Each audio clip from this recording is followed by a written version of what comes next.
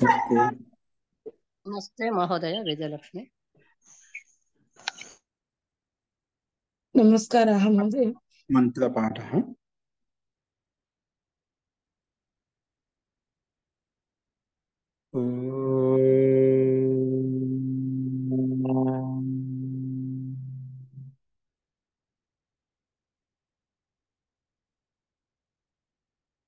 सहनाववतु सहनौ भुनक्तु सह वीर्यं करवावहै तेजस्विनावधीतमस्तु मा विद्विषावहै। ओम शांति शांति शांति।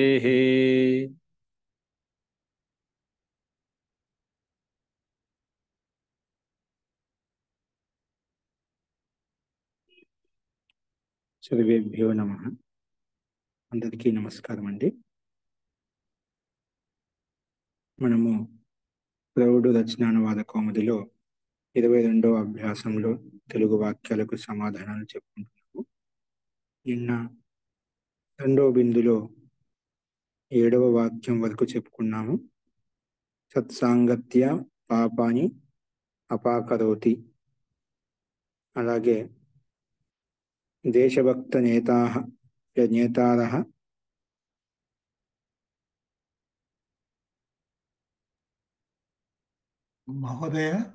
మహోదయ రెండో వాక్యం ఒకసారి మళ్ళీ చెప్తారా సార్?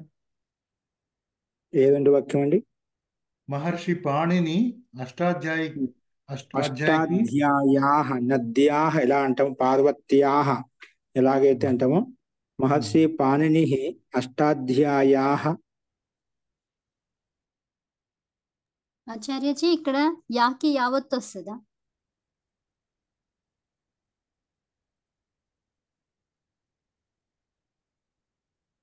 అష్టాధ్యాయాః అలా వస్తుందా? మహర్షి పతంజలి మహాభాష్యస్య కాళిదాసశ్చ రఘువంశస్య కర్త అస్తి.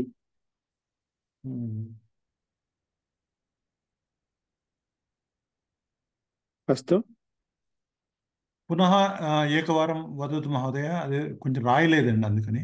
మహర్షి పాణిని అష్టాధ్యాయాః అష్టాధ్యాయాః మహర్షి పతంజలి మహాభాష్యస్య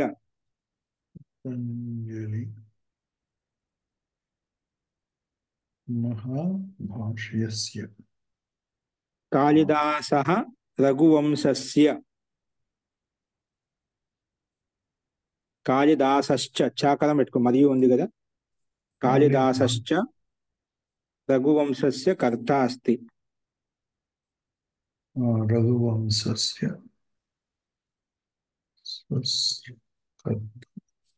అస్తు మహోదయ. అష్టాధ్యాయాలలో యాహ అనేది ద్విత్వం అండి కదా? ఏంటండి? ద్విత్వం అండి. ద్విత్వం అండి, అది వస్తుంది. ద్విత్వం వస్తుంది. ధన్యవాదం. అస్తు. నెక్స్ట్ చూడండి, ఆ కింద రాశారు చూడండి, అష్టాధ్యాయాః.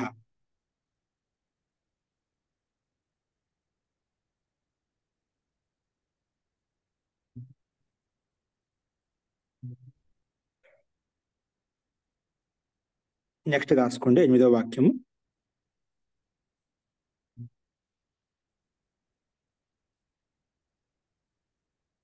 ₹100 ధర్మార్థం కొరకు వినియోగించు. ₹100 ధర్మార్థం కొరకు వినియోగించు. 8వ వాక్యంకి సమాధానం తీసుకోండి. కింద సంకేతంలో ఇవ్వబడింది చూడండి, సంకేతంని గమనించండి. 8వ వాక్యము శతం ప్రకృతే. శతం ధర్మార్థం ప్రకృతి రాయండి. శతం ధర్మార్థం ప్రకృతే. శతం ధర్మార్థం ప్రకృతే. శతం ధర్మార్థం ప్రకృతే. రూప్యకం आवश्यकता नास्ति। शतं धर्मार्थं प्रकुरुते। अस्तु। నెక్స్ట్ చూడండి.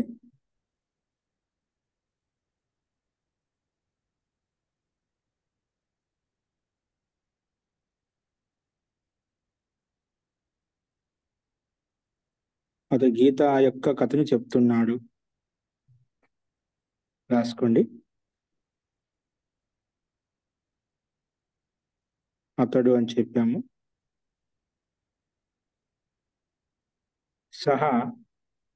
సహ గీతాం ప్రకురుతే. సహ గీతాం ప్రకురుతే.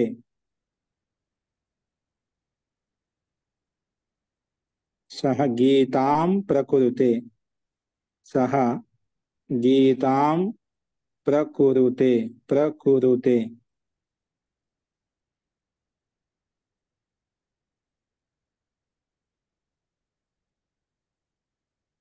లేదా బట్టి సహ గీతాయాః కథాం ప్రకురుతే అలా రాసుకోండి. లేదా గీతాయాః కథాం ప్రకురుతే. లేదా అని బట్టి రాసుకోండి. అలా రాసుకోండి. గీతాయాః కథాం ప్రకురుతే.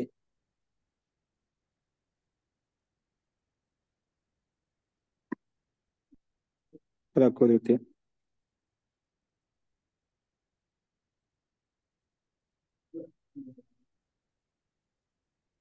నెక్స్ట్ వాక్యం రాసుకోండి.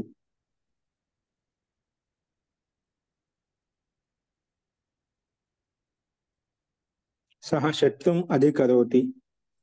సహ శత్రుం అధికరోతి. సహ శత్రుం అధికరోతి. సహ శత్రుం అధికరోతి. సంకేతే అధికురుతే ఇది దదాతి మహోదయ. అధికురుతే ఉంది సంకేతంలో. సహ ఆత్మపదాస్కం. సహ శత్రుం అధికురుతే. ఆత్మపదాస్కం పర్వాలేదు, అలాగే రాసుకోవచ్చు. సహ శత్రుం అధికురుతే రాయండి. ఎట్లా విశేషంగా ఇచ్చారు కదా. సహ శత్రుం అధికురుతే. సహ శత్రుం అధికురుతే.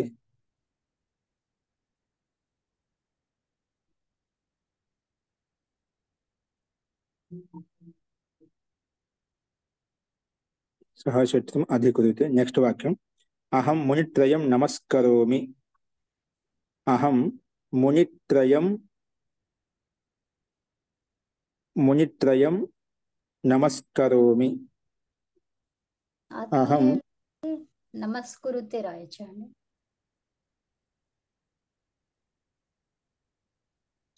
ఇక్కడ ఆత్మనే పదం యొక్క ప్రయోగం ఇవ్వబడింది మనకు.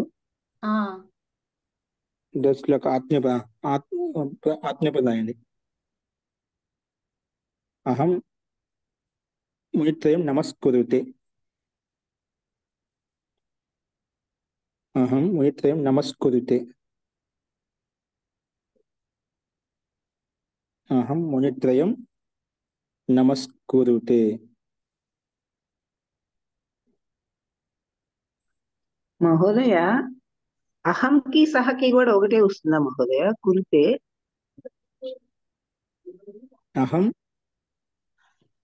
అహంకి నా కురితే చెప్పారు, ఇక్కడ సహాకి కూడా కురితే అనే చెప్పారు. రెండింటికి ఒకటే వస్తుందా? Very good. ఇంకా ఏముండాలి మళ్ళీ? కురుతే, కురువాతే, కురువతే, కురుసే, కురువాతే, కురుద్వే, కురువే అలా ఉండాలి. సరే మహోదయ. అతి ఉత్తమం. అహం కురు మే కదా. అహం మునిత్రయం నమస్కురువే.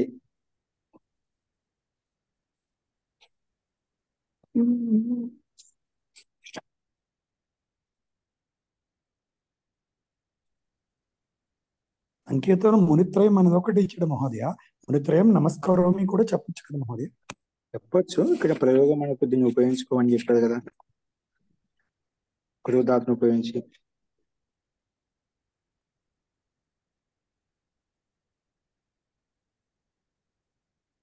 నమస్కురువే. ఓకేనా? అహం మునిత్రయం నమస్కురువే. అస్తు. నెక్స్ట్ వాక్యం.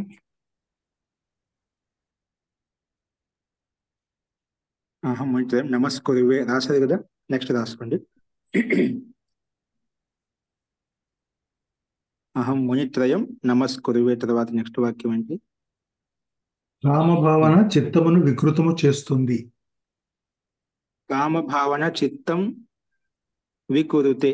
కామవాసన. కామభావన చిత్తం వికురుతే.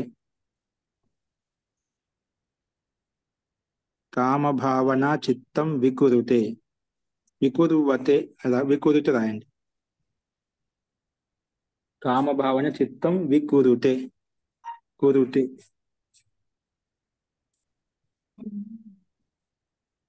అయితే వికరోతి ఇది వికరోతి ఇది దత్తం. రాసుకోవచ్చు మనకి ఇక్కడ, ఎందుకంటే ప్రయోగం ఆత్మపదంలో తీసుకున్నాం కాబట్టి తీసుకు. ఓకేనా, చిత్తం వికరతూ రాసుకోవచ్చు, ఇబ్బంది లేదు. నెక్స్ట్ వాక్యం. బుద్ధిమాన్ అపకార నా కరే. వికరోతి అని కదా, వికరోతి. వికరోతి రాసుకో, ఇక్కడ ఆత్మపదం రాసుకోండి, వికురుతే రాసుకోండి ఆత్మపదం. ఎందుకంటే మనకు నియమంలో ఆత్మపదం ఉపయోగించామని చెప్పారా, అందుకే అది కూడా రాసుకో, దోషం లేదు. నెక్స్ట్ వాక్యం రాసుకోండి.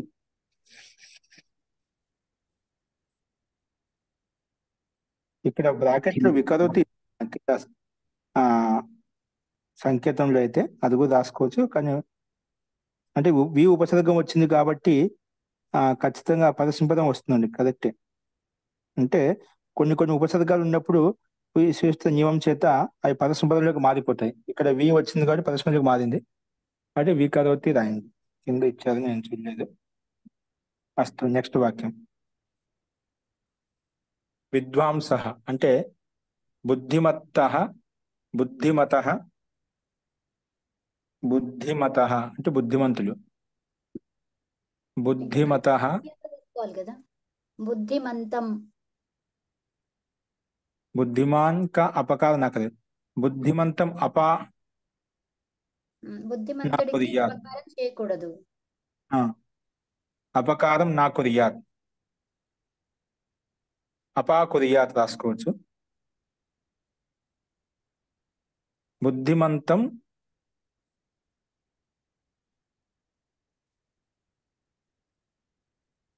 బుద్ధిమంతం అపా నా కొరియాద్. నా అపా కొరియాద్.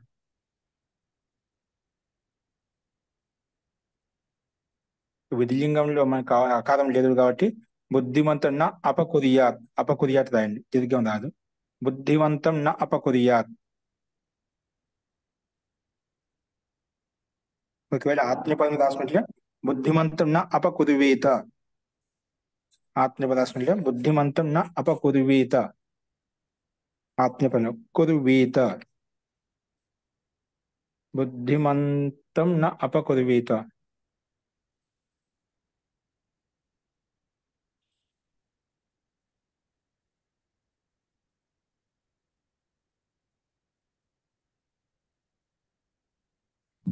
ఇక్కడ బుద్ధిమత అని మనకు సంకేతం ఏదైతే ఇచ్చారో అది ద్వివచనం అండి, అది బహువచనం అంతే.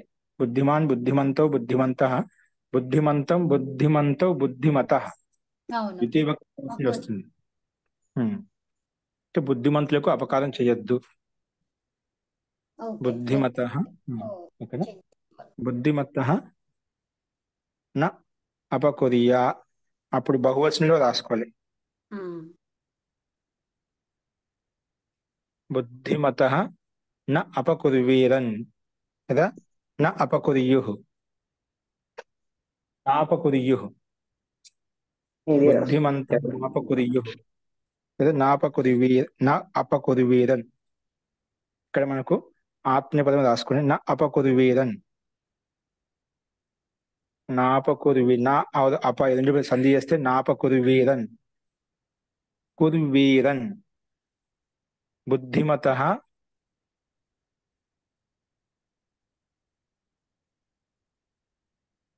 అపకారం నా కుర్వీరన్. చెయ్యకూడని వాళ్ళు బహువచనం కాదు కదా మహోదయ. అది ఎవరికి కోపి అనే గట్టిగా ఉంటుంది కదా, ఎవరు చేయకూడదు అని.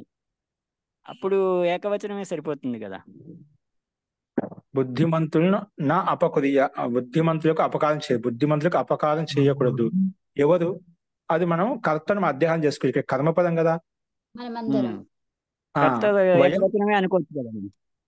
కర్త ఏకవచనం అనుకుని అలా వివక్షాధీనంగా ఏకవచనం పెట్టుకోవచ్చు. ఓకేనా? అంటే మనం బహువచనంలో చాలా మంది ఉంటారు, మనం అందరం కూడా అలా చేయాలి అని చెప్పి ఆ ఉద్దేశంతో నేను కర్తను ఆ రకంగా అధ్యయనం చేసుకునే ఉద్దేశం చెప్పాను.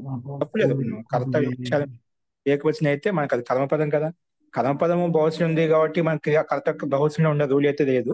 మన ఇష్టం. ఒక వ్యక్తికి చెప్తున్నాము బుద్ధిమంతులకు అపకారం చేయొద్దు అని చెప్పి, లేదు మీ అందరూ బుద్ధిమంతులకు అపకారం చేయొద్దు. బుద్ధిమతః అపనాకుర్వీరన్, మీరు చేయొద్దు. బుద్ధిమతః నాపకుర్వీరన్. ఓకేనా? అపకారం నా అపకుర్వీరన్. అస్తు. ఓకే. ఒకవేళ ఏకవచనం రాసుకుంటే కురువీత రాసుకోండి, ఒకవేళ బహువచనం రాసుకుంటేనా కురువీరని రాసుకోండి, ఇబ్బంది లేదు. అప్పుడు కర్త చెప్పుకోవాలి ఇక్కడ మనం, అది అధ్యయనం చేసుకో. కురువీరని బట్టి మన కర్త తే ఉంటుంది. ఒకవేళ కురువీత ఉన్నా కూడా సహా ఉందని చెప్పి అర్థం చేసుకోవాలి. అది మీరు గమనించండి. అస్తు. లోట్లో అపకారము అని చెప్పచ్చా మహోదయ? లోట్లకాలు చెప్పుకోవచ్చు, కానీ ఇక్కడ విధిలింగం ఉపయోగించేది పర్వాలేదు. మహోదయ, జీ ఇక్కడ అపకుర్వీత్ అని చెప్పినప్పుడు అపకారం అనేది రాసుకోక్కర్లేదు మహోదయ. అపకుర్వీత అనే అర్థంలోనే క్రియాపదంలో అర్థం దాగి ఉంది. సరే మహోదయ. బుద్ధిమతః నా అపకుర్వీరన్, అంతే కదా మహోదయ? బుద్ధిమత మధ్యలో అపకారం శబ్దం చెప్పాము మనం ఇక్కడ. బుద్ధిమతః అపకారం నా కుర్వీత అని చెప్పాము. ఒకవేళ మనం అపశబ్దం జోడుకుంటే మనకు ఇక మధ్యలో అపకారం శబ్దం కూడా అవసరం లేదు. ఎందుకంటే అపకారం నా కథ అని అంటున్నాం కాబట్టి డైరెక్ట్ రాసుకోవచ్చు. బుద్ధిమతః నా అపకుర్వీరన్. ఒకవేళ అపశబ్దం తీసివేస్తే అప్పుడు ఓన్లీ కురువు శబ్దం ఒకటి ఉపయోగించినట్లయితే అప్పుడు అపకారం పెట్టుకోవాలి. కాబట్టి అపకార నాకదనే అర్థానికి సంపూర్ణ క్రియాపదానికి నా కురువీరన్ అదే అర్థం సరిపోతుంది. అలాగే రాసుకోండి. ఒకవేళ అపకారం రాసింటైనా దాన్ని మీరు రెండో వాక్యం కింద రాసుకోండి. దాన్ని కొట్టి వేసుకోకుండా లేదా తీసేసినా పర్వాలేదు, ఇబ్బంది లేదు. అపకారం చెయ్యొద్దు అనే అర్థానికి సంపూర్ణంగా నా అపకుర్వీరన్ సరిపోతుంది. నా అపకుర్వీత ఏకవచనంలో అయితే అపకుర్వీత అనే అర్థంలో మొత్తం క్రియాపదం యొక్క అర్థం దాగి ఉందన్నమాట. ఓకేనా? ఒకవేళ అపశబ్దం కాకుండా అయితే మొత్తం అపకారం నా కుర్వీత రాసుకోవచ్చు, తప్పలేదు. అప్పుడు బుద్ధిమతః అపకారం నా కుర్వీత, అప్పుడు ఉపసర్గం ఉండకూడదు. ఉపసర్గం ఉన్నట్లయితే ఉపసర్గంతో కూడుకున్నటువంటి క్రియాపదం అదే అర్థాన్ని బోధిస్తుంది. అస్తు. నెక్స్ట్ వాక్యం. ధన్యవాదాలు. సజ్జనాః మమ గృహం అలంకుర్వంతి. సజ్జనాః మమ గృహం అలంకుర్వంతి లేదా అలంకురుతే. లోటు తీసుకోవాలేమో కదా, లోటు ఆర్ విధిలింగ్. అలంకరించాలి అని చెప్పుకున్నామా తెలుగు వాక్యం. సజ్జన మమ గదుకు అలంకరించి కదే లోటు కానీ విధిలింగ్ కానీ. అప్పుడు కురువతాం లేదా కుర్వీరన్.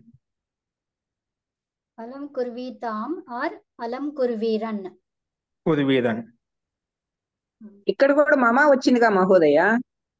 ఉత్తమ పురుష చెప్పుకోవాలి. ఏం నాస్తి. మమ గృహం అని చెప్పారు. సంబంధం వర్తతే. సహ తౌ తే మమ గృహం, వాళ్ళందరూ మమ గృహాన్ని అలంకరించాలి. కర్తను అర్థం చేసుకోవాలి. లేదా సహా ఏకవచనం కావచ్చు, అది బహువచనం కావచ్చు, అది మన ఇష్టం. కుర్వీరన్ అని చెప్పుకుంటున్నాం కాబట్టి ఇక్కడ తే అని అధ్యాయం చేసుకోవాలి. తే మమ గృహం అలంకురువీర తే సజ్జనాః మమ గృహం అలంకురువీరన్. అస్తు. తే సజ్జనాః మమ గృహం అలంకురువీరన్.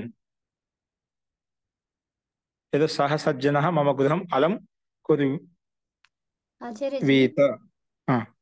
ఇక్కడ సజ్జన అంటేనే బహువచనం వచ్చేసింది కదా. మమ గృహం ఎవరు చేయాలి? సజ్జనులు. సజ్జనులు చేయాలి. సజ్జనాః అంటున్నా. సజ్జన ఏకవచనం. సజ్జనాః బహువచనం పెట్టుకోండి. ఏ సజ్జనాః సహ సజ్జనః, ఆ సజ్జనుడు మమ గృహం అలం కురువీత. తే సజ్జనాః మమ గృహం అలం కురువీరన్. అలాగే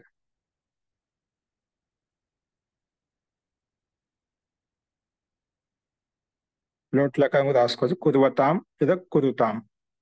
కురువతాం బహువచన రూపము, కురుతాం ఏకవచన రూపము.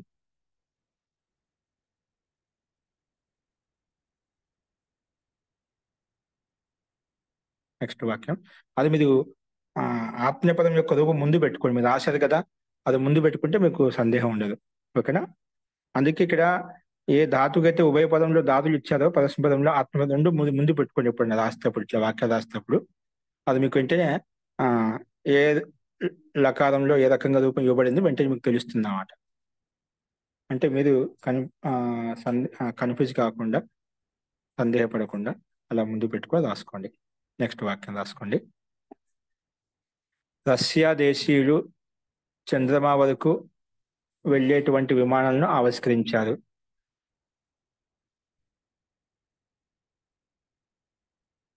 రష్యా దేశీయ, ఇక్కడ దానికి కింద ఇచ్చారు చూడండి. 15వ వాక్యం. విధుగామిని విమానాన్ని అంట. విధుగామిని విమానాన్ని. విధుగామిని విమానాన్ని ఆవిష్కారం కుదరం. ఆవిష్కారం కృతమంత. చంద్రుడి మీదకి వెళ్ళేటటువంటి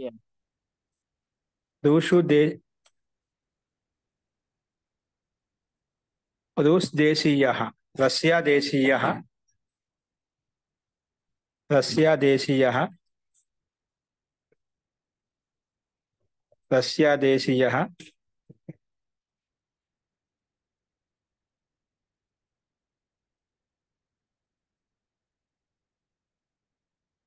విధుగామిని విమానాని రష్యా దేశీయ చంద్రమా పర్యంతం, అది కూడా రాసుకోండి. చంద్రమా పర్యంతం, చంద్రమా వరకు విధుగామిని విమానాని. విధుగామిని విమానం అంటే చంద్రమా వరకు వెళ్ళేటువంటి. విధు శబ్దం కూడా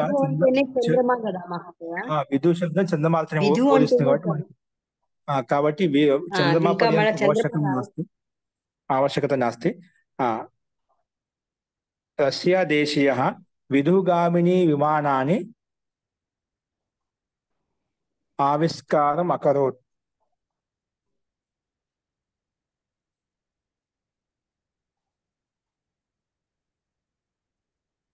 రష్యా దేశీయ, ఇక్కడ బహువచనం తీసుకున్నాడు. రష్యా దేశీయ అన్నాం కాబట్టి అకురువన్ రాసుకోండి. అకురువన్. రష్యా దేశీయ విధుగామిని విమానాన్ని ఆవిష్కురువన్. చంద్రమా పర్యంతం అంటే విధు అనే శబ్దంతో వస్తుందండి. చంద్రమా విధు శబ్దం, గామి శబ్దం పర్యంతం అనే అర్థాన్ని ద్యోతిస్తుందన్నమాట. విధు శబ్దం ఉంది కదా, ఆ అర్థం దాగి ఉంది. దీన్ని వేరే విధంగా చెప్తాను. దేశీయ విధుగామిని విమానాన్ని ఆవిష్కారం అకురువన్.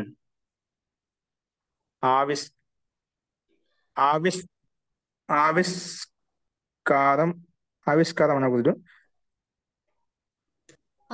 ఆవిష్కురువన్ వస్తుంది. ఆవిష్కురువన్. ఆవిషకుర్వత ఆత్మనేపది రాస్తున్నాం కదా. ఆత్మపద రాసుకుంటే ఆవిష్కుర్వత. ఆవిష్కుర్వత. ఆవిష్ తర్వాత అకుర్వత, రెండు కలిపి ఆవిష కుర్వత. అక్కడ అకారం కూడా కలిసిపోతుంది. ఇప్పుడు ఆవిష్ అనేది సకారం హలంతం కాబట్టి సకార హలంతానికి అకుర్వతలో ఉండేటువంటి అకారం కలిపితే ఆవిష కుర్వత అలా వస్తుంది. ఓకే. ఆవిష కుర్వత.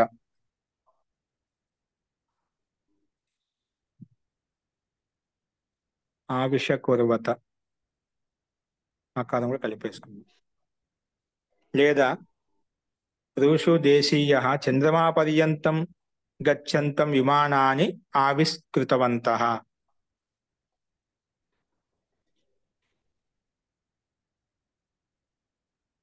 ఋషు దేశీయ చంద్రమా పర్యంతం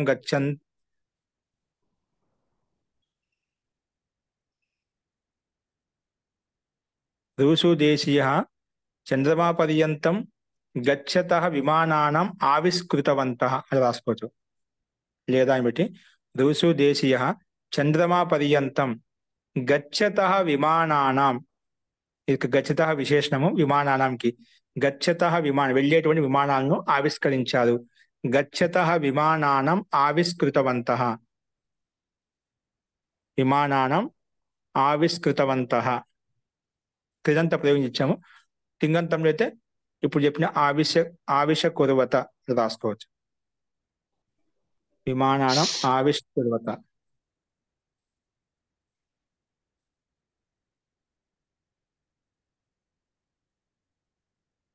విమానానం ఆవిష్కుర్వత. ఓకే, అలా కూడా రాసుకోవచ్చు. జస్ట్ దేశీయ బహువచనం అవుతుందా, దేశీయాహ బహువచనం అవుతుందా మహోదయ? దేశీయ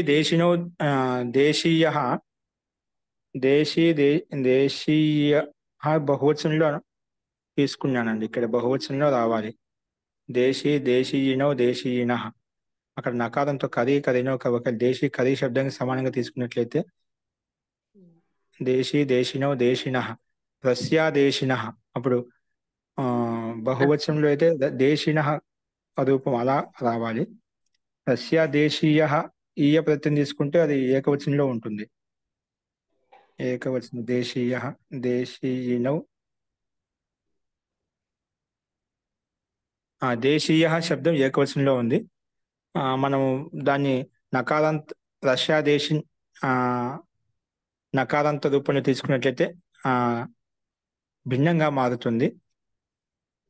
కానీ దేశీయ కాదు మహోదయ, ఇది కరీ శబ్దం రష్యన్ కాదు కదా. దేశీయ అనే రూపం దేనికి సమానంగా నడిపిస్తాం అది గమనించాలి కొంచెం.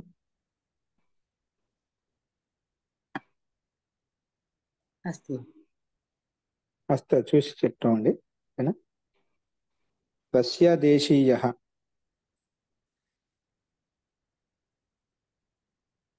దేశీయో దేశీయాహ. ఇది ఏకవచనం తీసుకోండి. ఓకేనా? అప్పుడు దేశీయాహ అలా బహువచనం పెట్టుకోండి. దేశీయాహ అని పెట్టుకోండి బహువచనంలో. ఓకే. ఈ ప్రత్యాంతరం కృదంతంలో అది ఏకవచనంలో ఉందండి. దేశీయాహ, రష్యా దేశీయాహ. ఓకే, అదే కరెక్ట్. రష్యా దేశీయాహ. అస్తు. బహువచనం ఆ విధంగా రాసుకోండి.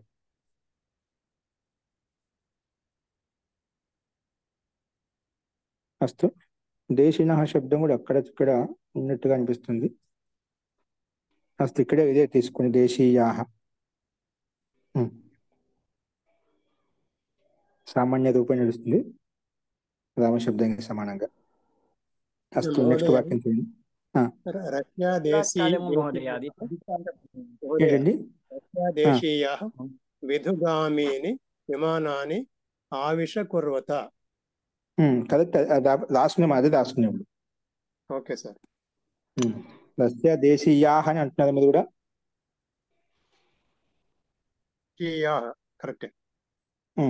ఓకే, నెక్స్ట్ వాక్యం రాసుకోండి. మహోదయ ఇది శబ్దంలా కాకుండా తదితాంతంలాగా దేశీయ అని అంటే కరెక్ట్ గా సరిపోతుంది అనిపిస్తుంది. గట్టిగా చెప్పండి. రష్యా దేశం అనే దాన్ని తీసుకుని దాని నుంచి తద్దితాంత రూపంలో ఈయహ రూపంలో పెట్టుకుంటే ప్లస్ దేశీయ సరిపోతుందేమో కదా. దేశీయ అందులో ఇంకా తద్దాంతం శబ్దం పెట్టుకుని దేశీయ అయిపోయింది అన్నమాట. అది చాలేమో కదా. బహువచనం ఉండాలి అక్కర్లేదు దానికి. ఈ శబ్దం వచ్చి రాగానే తద్దితాంత రూపం వస్తే ఇంకా దానికి బహువచనం అవసరం లేదు. తద్దాంతం వచ్చిన తర్వాత ఇంకా తద్దాంతం వచ్చిన ఖచ్చితంగా దానికి ప్రాతిపదిక అవుతుంది అంటే మళ్ళీ దాన్ని రూపంలోకి మార్చుకోవాల్సిందే. తదితాంతం వచ్చిన తర్వాత వచ్చిన తర్వాత ఖచ్చితంగా మనం శుభంతం తెచ్చుకోవాల్సిందే ఖచ్చితంగా, దాని సందేహం లేదు. రష్యా దేశం వాళ్ళు అందరూ ఏదో 10 మంది కలిసి అన్నట్టుగా కాదు కదా. రష్యా దేశం వారు అంతే, ఒకటే పదం కదా అది. రష్యా అప్పుడు దేశం రష్యా దేశం నపుంసక దేశ శబ్దం వచ్చి నపుంసకి ఏకవచనం పెట్టుకోవాలి. అప్పుడు నిత్య శబ్దం ఉండాలి అప్పుడు. దాని ఒక నియమానుసారంగా కొన్ని చోట్ల సమాస ప్రకరణలో వస్తుంది మనకు, అది ఎక్కడో వస్తుంది ప్రకరణలో. దేశవాచి నగరవాచి శబ్దాలతో నపుంసక లింగంలో ఉంటాయి సమస్త పదం అనేది. ఆ సందర్భాన్ని తీసుకోవచ్చు. ఓకేనా. ఇక్కడ మాత్రం మనకు కృదంతం తీసుకుని తదితాన్ని తీసుకున్న తర్వాత దానికి తదితానికి ప్రాథమిక సంధ్య వస్తుంది కాబట్టి ప్రాతిపదికం చేత మళ్ళీ సూ తెచ్చుకుంటాం వివక్షాధీనంగా. ఇక్కడ బహువచన వివక్ష కాబట్టి బహువచన వివక్షానుసారంగా బహువచన జస్ట్ తెచ్చుకొని దేశీయాహ అనే రూపం సిద్ధిస్తుంది అన్నమాట. తదితాంతం వచ్చిన తర్వాత ప్రాతిపదిక సంధ్య ఖచ్చితంగా అవుతుంది కాబట్టి దాంట్లో అలా పెట్టుకోవడానికి లేదు. దానికి నియమానుసారంగా అది నపుంసకలింగం ఏకవచనంలో ఉంటుంది ఈ శబ్దంతో ఉన్నప్పుడు అంటే అది అది అది అనివార్య నియమం కాబట్టి, విశేష నియమం కాబట్టి అక్కడ పెట్టుకోవచ్చు. అస్తు అస్తు. నెక్స్ట్ చూడండి.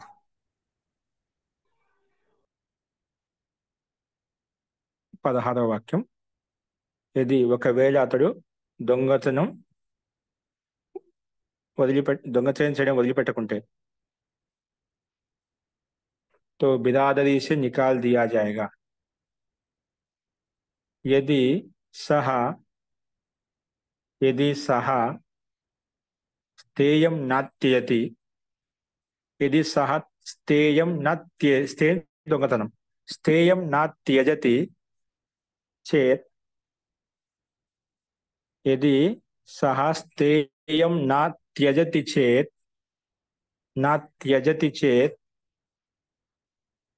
జాత్యా నిరాకరిష్యతే. జాతి నుంచి తొలగించేస్తాము, మా జాతి నుంచి తొలగించే. జాత్యా నిరాకరిష్యతే. యది సహ స్థేయం నా త్యజతి చేత్ జాత్యా నిరాకరిష్యతే. జాత్యా నిరాకరిష్యతే. నా త్యజతే అంటే చాలు కదా మహోదయ. నా త్యజతే జాత్యా నిరాకరిష్యతే చేతి శబ్దం దయా అర్థం పుష్టి చేస్తుంది అన్నమాట. అవి ఎందుకంటే ఎది శబ్దం ముందు పెట్టాం. ఎది సరిపోయి ఎది సహ త్రియం నాతేతి చేత్ వదిలిపెట్టకుంటే, ఒకవేళ వదిలిపెట్టకుంటే దాన్ని బలపూర్వకంగా వాక్యం జోడిస్తుంది అన్నమాట. అప్పుడు జాత్యా నిరాకరిష్యతే. అస్తు. జాత్యా నిరాకరిష్యతే కింద ఇచ్చారు చూడండి సంకేతంలో నిరాకరిష్యతే. నెక్స్ట్ వాక్యం.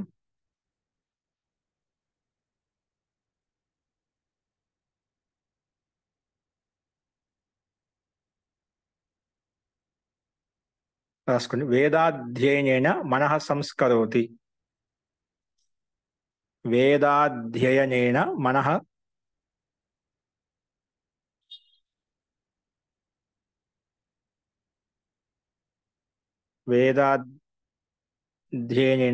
సంస్కరోతి. ఇక్కడ వేదాధ్యయనం మనః సంస్కరోతి అంటున్నారా? విశేషంగా తీసుకుంటారు. వేదాధ్యయనం మనః సంస్కరోతి. వేదాధ్యయనం మనసును సంస్కరిస్తుంది. మనస్సును అన్నప్పుడు ద్వితీయ కదా మహోదయ. మనః ద్వితీయ భక్తి అండి ఇక్కడ. మనః మనసి మనాంసి మనః. వేదాధ్యయనం మనః సంస్కరోతి.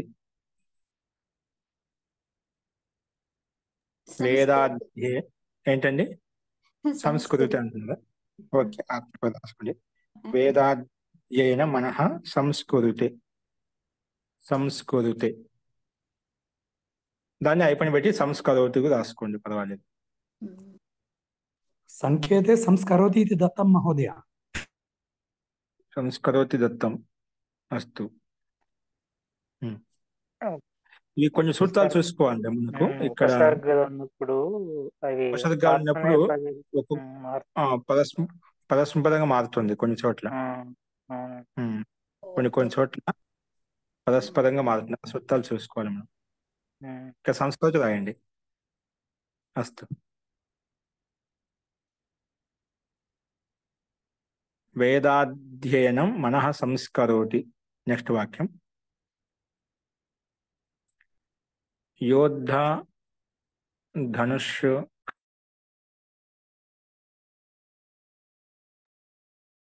కత్తిని స్వీకరిస్తున్నాడు.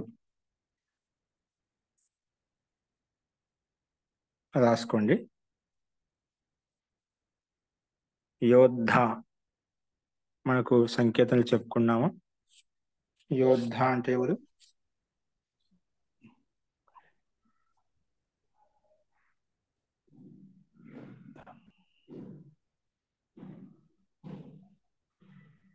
కుశల అని చెప్పుకున్నాము. కుశల అని చెప్పలేదు. ఆయుధం. ఆహవ. ఆహవ అంటే యుద్ధము. ఓకే. యోద్ధ. యోద్ధ శబ్దం రాసుకోండి. కార్ముకం. కార్ముకం. కార్ముకం శబ్దం వచ్చిందా? కార్ముకం అంటే ధనుస్సు.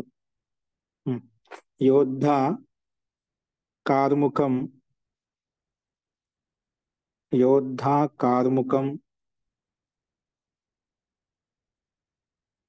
కార్ముకం. కౌక్షేయకః. కౌక్షేయకం దివసం రాసుకున్నాడు. ఒక్క నిమిషం. యోద్ధ ధనుషు ఖడ్గ కృపణుకో.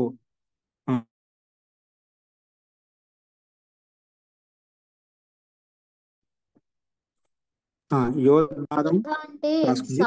యోద్ధారం కార్ముకం కౌక్షేయకం స్వీకరోతి.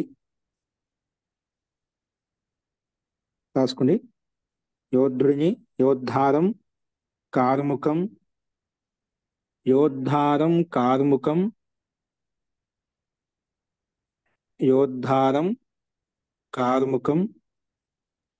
అలాగే కృపాణ శబ్దానికి ఇక్కడ మనము కౌక్షేయకం అని చెప్పుకున్నామంట. కౌక్షేయకం ఒక చిన్న కత్తి లాంటి కౌక్షేయకం. కౌక్షేయకం. ఖడ్గానికి నిస్త్రింశ ఇచ్చారు కదా. ఏంటండి?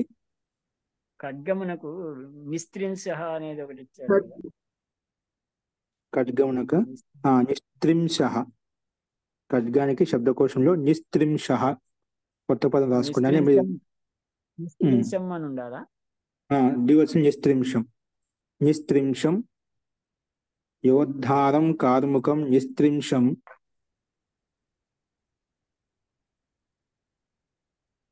కృపాణం చ. కార్ముకం నిస్త్రింశం. కౌక్షేయకం చ. కౌక్షేయకం చ స్వీకరోతి. స్వీకరోతి. ఇక్కడ ఉపపదం వచ్చింది కాబట్టి పరస్పరం తీసుకున్నాం. ఇక్కడ స్వీకరోతికి ఎవరు? సహ. ఏ రాజా.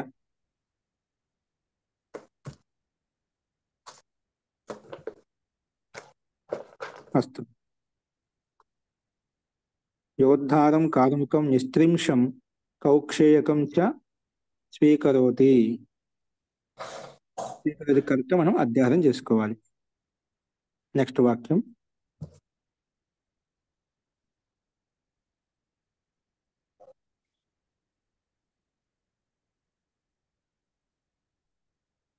స్త్రీయ తన ఇళ్లను పరిష్కరించుకుంటున్నారు.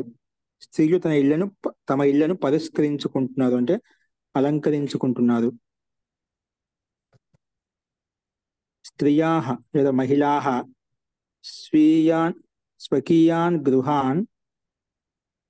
స్వకీయాన్ గృహాన్ పరిష్కుర్వంతి. స్త్రియాః లేదా మహిళాః స్వీయ గృహాన్ స్వీయ గృహాన్ లేదా స్వకీయ గృహాన్ ఏదైనా ఒకటి. స్వీయ గృహాన్ లేదా స్వకీయ పరిష్కుర్వంతి. గృహం శబ్దం నపుంసక. గృహాని స్వీయ గృహాని పరిష్కుర్వంతి. స్త్రియాః స్వీయ గృహాని లేదా స్వకీయ గృహాని పరిష్కుర్వంతి. పరిష్కుర్వంతి. పరిష్కుర్వంతి. నెక్స్ట్ వాక్యం.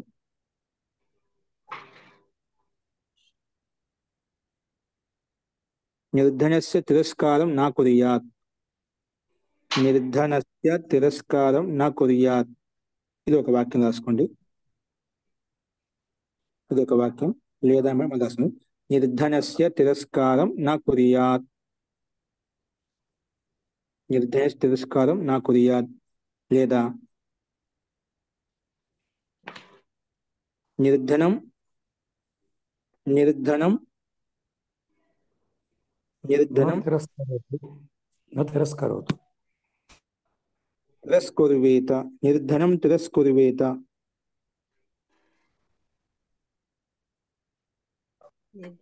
నిర్ధనం తిరస్కుర్వేత. అలా రాసుకోవచ్చు. ఇక్కడ నిర్ధనం పరిష్కారం అక్కర్లేదా మహోదయ? ఏంటంటే పరిష్కారమా? పరిష్కారం నా కుర్వీతాను. తిరస్కారం తిరస్కారం నాకు తిరస్కారం చేయొద్దనే దానికి తిరస్కుర్వేత అంటే అది సరిపోతుంది అన్నమాట. నిర్ధనం నిర్ధనం నా తిరస్కుర్వేత. నా శబ్దం యాడ్ చేసుకోండి. నిర్ధనం నా తిరస్కుర్వేత. ఇక్కడ నా శబ్దం కూడా ఒక నిమిషం అండి. నా శబ్దం కూడా రాసుకోండి. తిరస్కారాన్ని వ్యతిరేకించడం. నిర్ధనం తిరస్కుర్వేత, తిరస్కరించవద్దు. నా శబ్దం కూడా ఇక్కడ అవసరం లేదండి. అలాగే పైన కూడా, పైన అంటే ఓకే, ఎక్కడో ఇంకో శబ్దం వచ్చింది. తిరస్కారం అంటే తిరస్కరించవద్దు అని వస్తుంది. తిరస్కుర్వేత తిరస్కరించవద్దు అని అర్థం వస్తుంది. తిరస్ అనే ఉపపదం చేత అర్థం మనకు అర్థం చేసుకోవాలన్నమాట. తిరస్కుర్వేత. ఓకేనా? నకారం కూడా అవసరం లేదండి. నిర్ధరం తిరస్కుర్వేత. తిరస్కరించవద్దు అని కాదు మహోదయ. తిరస్కుర్వేత అంటే తిరస్కరించి అని వస్తుందండి.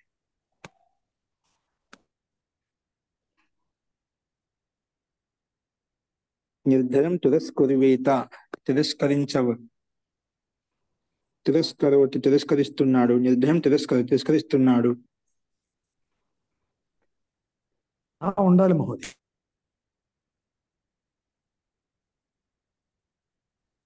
ఇక్కడ పదంలో మొత్తం కలిపి ఇచ్చాడు అనమాట. కాబట్టి మనకు పై పదం కింది ప్రకారంగా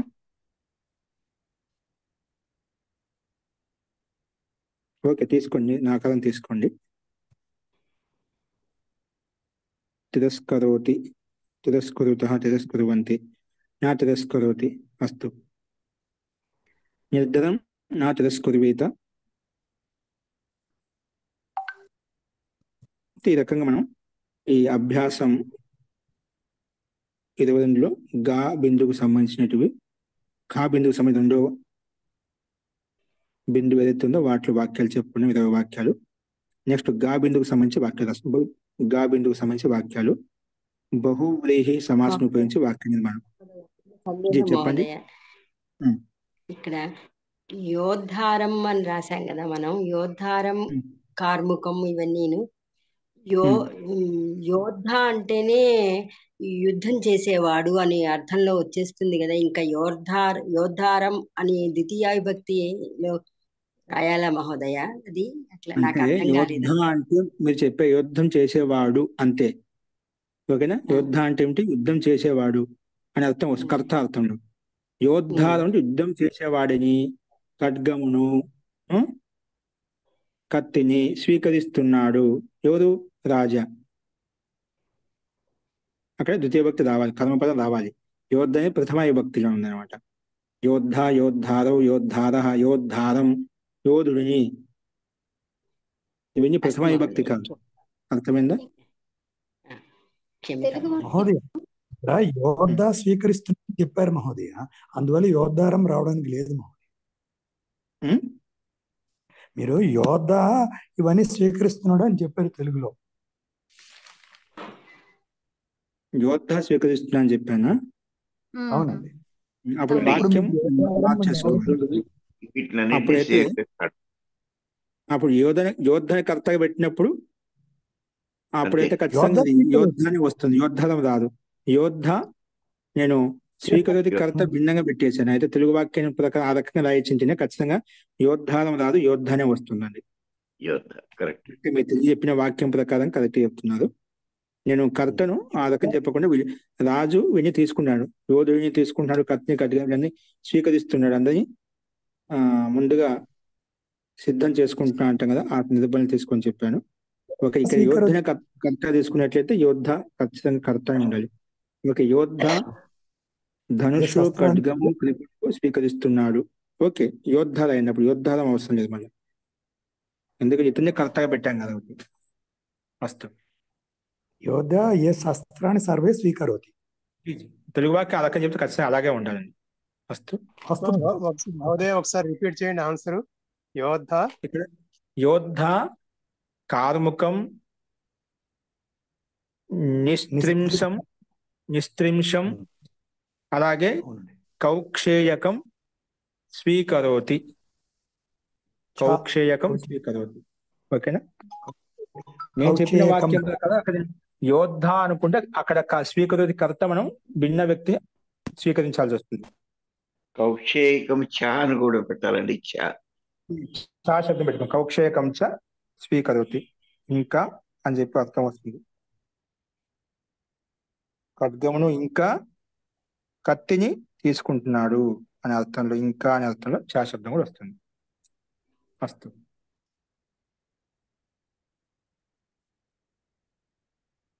నెక్స్ట్ వాక్యం.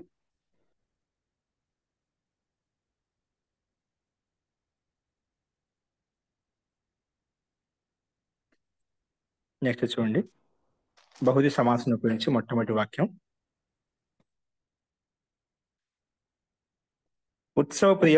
ఉత్సవ ప్రియా రాజానః యుద్ధ ప్రియా వీరాః ఆమోద ప్రియా బాలాః. ఇది గాబిందులో మొట్టమొదటి వాక్యం కింద సంకేతంలో స్పష్టంగా ఇవ్వబడింది, రాసుకోండి. వాక్యం సులభంగా ఉంది, స్పష్టంగా ఉంది. రాజులు ఉత్సవ ప్రియులు, వీరులు యుద్ధ ప్రియులు, బాలకులు మనోరంజన ప్రియులు. ఆ వాక్యానికి సంపూర్ణ సమాధానం కింద గాబిందులో చూడండి. ఉత్సవ ప్రియా రాజానః యుద్ధ ప్రియా వీరాః ఆమోదం అంటే వినోదం, ఆమోద ప్రియా బాలాః, ఆమోద ప్రియా బాలాః. పూర్వపదాన్ని విసర్గాన్ని నాస్తి మహోదయ. విసర్గం లోపిస్తుంది, విసర్గం ఉన్నాయి కానీ లోపిస్తుంది. లోపల రాసుకోండి, పర్వాలేదు, ఇక్కడ ఉన్నట్టుగా రాసుకోండి. ఇక్కడ చివరి రాజా నహ ఉండాలండి. ఉండాలి ఖచ్చితంగా.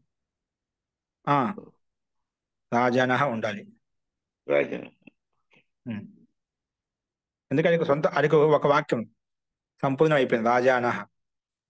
అది కామ పెట్టేసాం అక్కడ మనం. ధన్యవాదం. నెక్స్ట్ వాక్యంతో సంబంధం లేదన్నమాట. నెక్స్ట్ వాక్యం, రెండో వాక్యం సమాధానం కింద ఇవ్వబడి, సూర్యుడు ఒక్కసారి మాత్రమే తన కిరణాలను ప్రకాశిస్తాడు, శేషనాగు ఎల్లప్పుడూ భూమి యొక్క భారాన్ని మోస్తుంది. ఆరో వంతు రాజా కూడా ఇదే, ఆరో వంతు రాజాకి కూడా ఇదే ధర్మము. ఆరో వంతు రాజాకు కూడా ఇదే ధర్మము అని చెప్పుకున్నాం. రాసుకుని కింద నేను చూడండి, భాను అంటే సూర్యుడు. భాను సకృత్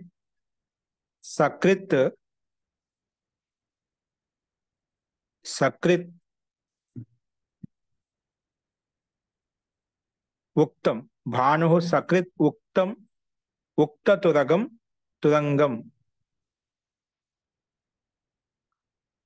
ఉక్త తురంగ ఏవ, భాను సకృత్ ఉక్త తురంగమేవ.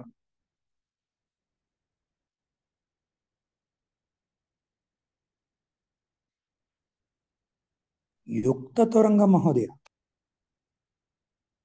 ఉక్త అంటే భాను సకృత్ యుక్త తురంగ ఏవ సకృత్ ఉక్త శబ్దాన్ని ఒక్కసారి మాత్రం చెప్తా అని చెప్పాం కదా. युक्त तरंग एव सूर्य एक बार ही अपने घोड़ों को जोतता है, एक बार ही. అక్కడ యుక్త భాను పదం వచ్చింది. సకృత్ యుక్త సకృత్ యుక్త తురంగ ఏవ. భాను సకృత్ అంటే ఒకసారి, యుక్త తురంగ ఏవ, యుక్త తురంగ ఏవ, భాను సకృత్ యుక్త తురంగ ఏవ. తురంగ ఏవ అంటే ఒకసారి అంటే ప్రకాశిస్తాడు. శేష శేషనాగు, శేష సదా సదైవ ఆహిత భూమి భార, సదైవాహిత భూమి భార, సదా ప్లస్ ఏవ సదైవ అవుతుంది, పక్కన ఆహిత భూమి భార. శేష సదైవాహిత భూమి భార, సదైవాహిత భూమి భార, అందులో కామ పెట్టేసి షష్టాంశ వృత్తేరపి ధర్మ ఏషః. రాజు కూడా షష్టాంశ వృత్తేరపి ధర్మ ఏషః, షష్టాంశ వృత్తేరపి ధర్మ ఏషః, షష్టాంశ వృత్తేరపి ధర్మ ఏషః.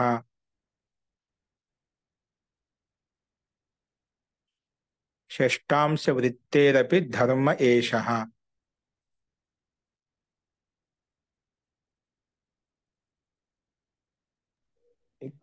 భాను సకృత్ యుక్త తురంగ ఏవ, శేషః సదైవాహిత భూమి భార, షష్టాంశ వృత్తేరపి ధర్మ ఏషః.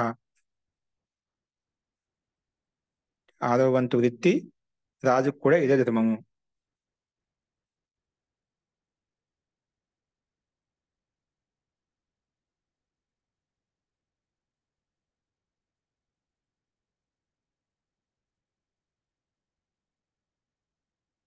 ఇక్కడ సదైవ అహితవ మహోదయ లంగిలకారమ మహోదయ. అది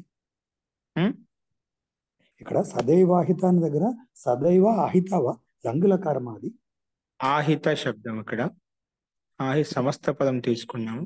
సదైవ ఆహిత భూమి భార, ఇది లంగులకరంగా సదైవ ఇది శబ్ద సంపూర్ణ సమస్త పదమే. సదా ఏవ ఆహిత భూమి భార అంటే ఆహిత భూమి భార క్రిజంత రూపం, ఇది తింగంత రూపంగా క్రిజంత రూపం. ఆహిత భూమి భార, ఆహిత భూమి భార, ఆహిత తీసుకున్నాడు, మోస్తున్నాడు అని అర్థం. తింగంత రూపం తీసుకోండి, అది సమస్త పదం తీసుకున్నాం. ఆహిత భూమి భార గ్రహించాడు, మోస్తున్నాడు. కాబట్టి షష్టాంశ వృత్తేరపి ధర్మ ఏషః. ఆరవ వంతు రాజా కూడా ఇదే విధంగా చేయాలి. ఆహిత అంటే సర్పం అన్న అర్థం ఏమన్నా వస్తుందండి? అది పౌరాణిక కథానుసారంగా ఏ రకంగా తీసుకోవాలో నాకు కూడా అది ఏ రకంగా చెప్పాలి కొంచెం ఇది సర్పం ఏదో భూమి భారాన్ని వహిస్తుంది. శేషనాగ గురించి బాగా పౌరాణిక కథలు చెప్తాము, దాన్ని తీసుకోవాలి. ఒక కథ ప్రసిద్ధంగా ఉంది. ఇక్కడ శేషః ఏంటండి? శేషః అని ఇచ్చేశారు కదా ఇక్కడ, శేషః సదైవ అని. శేషనాగ అని ఉంటే శేష అని. శేషనాగి, శేషః అంటే శేషనాగిని నాగి, కానీ ఏ రకంగా భూమి బాధని మోస్తుంది అది తాత్పర్యం తీసుకోవాలి. భావార్థం కథ అంశం ఏ రకంగా ఉందని. ఎవరో ఇంకేదో చెప్తున్నారు. రాజా పదము కవర్ అవ్వలేదు కదా ఇందులో, రాజా రాలేదు కదా. షష్టాంశ వృత్తి అపి రాజా అని ఏదైనా ఉండాలా అంటే వచ్చింది. అదే రాజ శబ్దం ఎందుకు యాడ్ చేస్తున్నారు అంటున్నారా? చేసిన సదా భూమి షష్టవృత్తి రాజు ఇచ్చారు. రాజా కభి యహి ధర్మ హై కింద వాక్యం ఇచ్చారా? ఇక్కడ మీరు చెప్పలేదు, మీరు చెప్పారా? షష్టాంశ వృత్తి సదా భూమి యొక్క భారం మోస్తుంది. షష్టాంశ వృత్తి కూడా రాజుకు కూడా ఇదే ధర్మము, రాజుకు కూడా ఇదే ధర్మము. సంస్కృతంలో చెప్పి ఉంటాను ఖచ్చితంగా. సార్ యాక్చువల్ గా నాకు ఒక డౌట్ ఏంటంటే, ఇప్పుడు సకృత్ ఉక్త తరంగ ఏవా అన్నారు కదండి, దాని అంటే ఇలాగా ఒక్కసారి మాత్రమే యుక్త యా అండి, యుక్త తరంగయవ. యుక్త తరంగయ్య. ఓకే అండి. దాని అర్థం ఎలా వస్తుంది? ఒక్కసారి మాత్రమే తన కిరణములను విస్తరింపజేస్తాడు అనే అర్థాన్ని ప్రబోధిస్తుందండి అది. అవునండి, ఓకే. సంపూర్ణ అర్థాన్ని ప్రబోధిస్తుంది. అది జ్యోత అనే పదం కూడా ఇంకా ఏ రకంగా తీసుకోదని ఒక అభిప్రాయం అనేది కొంచెం, అంటే సూర్యుడు అంటే ఒక్కసారి మొత్తం ప్రసరిస్తాడు కిరణాలు. ఇప్పుడు సూర్యుని విషయం ఏం తీసుకుంటాం, ఆ సందర్భాన్ని ప్రకారం బట్టి విసరింపజేస్తాడు తన కిరణాలను. ఉదయించినప్పుడు తన కిరణం ఒకసారి ప్రసరింపజేస్తామంట, మళ్ళీ దాన్ని వెనక్కి తీసుకోడంట అస్తమించేంత వరకు. ఒకసారి ప్రసరింపజేసిందా, కానీ అంటే మళ్ళీ సాయంత్రం పోయేసరికి మళ్ళీ ఆ కిరణాలు అస్తమిస్తాయి కదా, అస్తమిస్తాయి. అలా శేషనాగు అనేది ఇక్కడ ఒక పృథివీ యొక్క తత్వం తీసుకోవచ్చు. అది మనకి నిరంతరంగా భూమి యొక్క బాధని మోస్తూ ఉంటుంది. నీకు రాత్రి అయినా పగులైనా ఒకే రకం అంధకారంలోనే ప్రకాశంలో ఒకే విధంగా ఉంటుంది, దానికి బాధ మోదనమాట. అలాగే రాజా కూడా, రాజు యొక్క ధర్మం కూడా ఇదేంటంటే ఒక 6వ వంతు ఇదే. ఆయన కూడా భూమి యొక్క అంటే ప్రజల యొక్క బాధని మోయాలి, ఒక వంతు మాత్రమే ప్రకాశిస్తాడు. కానీ రాజు మాత్రం పూర్తిగా బాధని మోయాలి అనే సందర్భంలో ఈ వాక్యం తీసుకోబడింది. రాజు కూడా పూర్తి దాయత్వం ఉంటుంది కదా. అవునండి, ఆ రకంగా. ధన్యవాదం మహోదయ. అస్తు మహోదయ.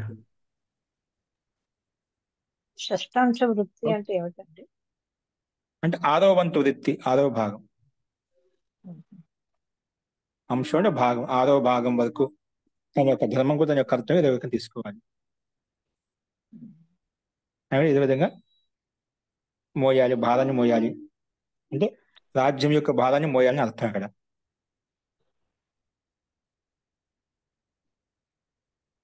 అది పూర్వ శ్లోకాంశం తీసుకుంటే అది ఇంకా మనకు స్పష్టమవుతుంది.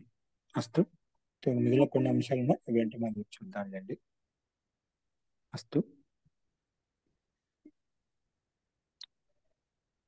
ఇంకా సందేహాలు ఉన్నాయా? ఓకే, శాంతి పాఠ.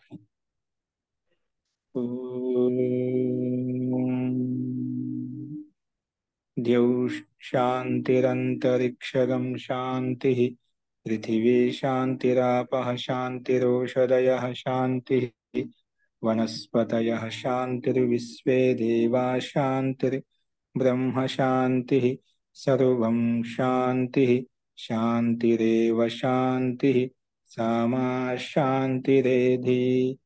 ఓం శాంతి శాంతి శాంతి.